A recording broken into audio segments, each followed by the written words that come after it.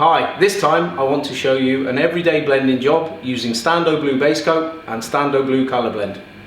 The gun I'm using is a 1.2, just like in the other videos that you will have seen previously. I'll be using 2 cups to do the job. First one with the blender, second one with the ready for use base coat. In this case I'm using the standard blender and I've adjusted my base coat to have the same speed. We do of course have slower versions should the climate dictate it.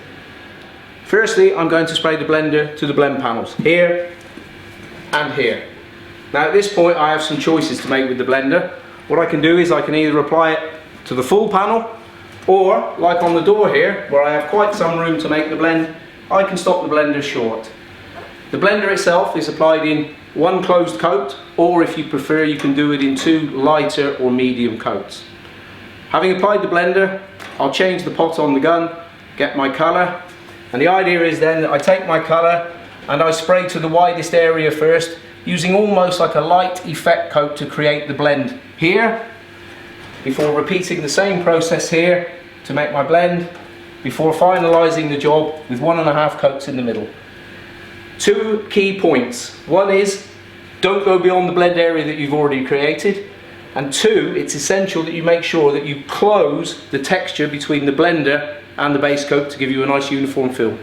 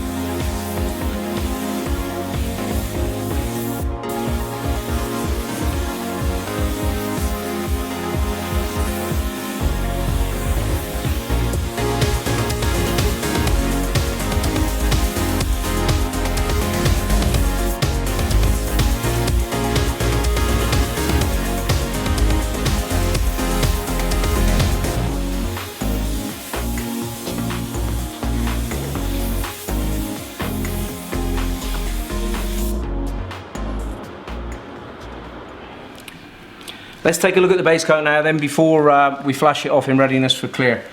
If you remember, I was talking about this area where I needed to make that nice connection between the new base coat and the blender. You'll see that everything is uniform and consistent there. Nice structure on the repair panel, everything looks good.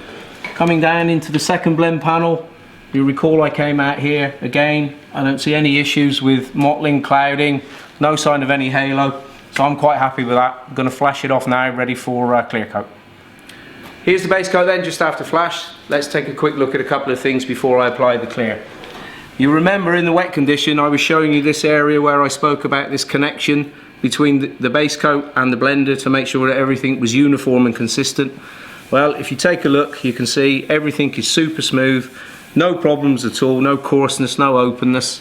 Can have a really good surface there for the clear. Let's take a look at the door itself where the repair was. Very uniform base coat appearance. Everything looks fine there. Coming to the final blend panel, blending area here. Again, the use of the blender really helping me to get this uniformity and consistency, over which I know when I apply the clear coat I'm going to have no wetting problems, no dieback, and I'll get really good gloss from the gun. That's the bake cycle complete. Time to remove the masking, refit the door handles, take the car outside for a final look.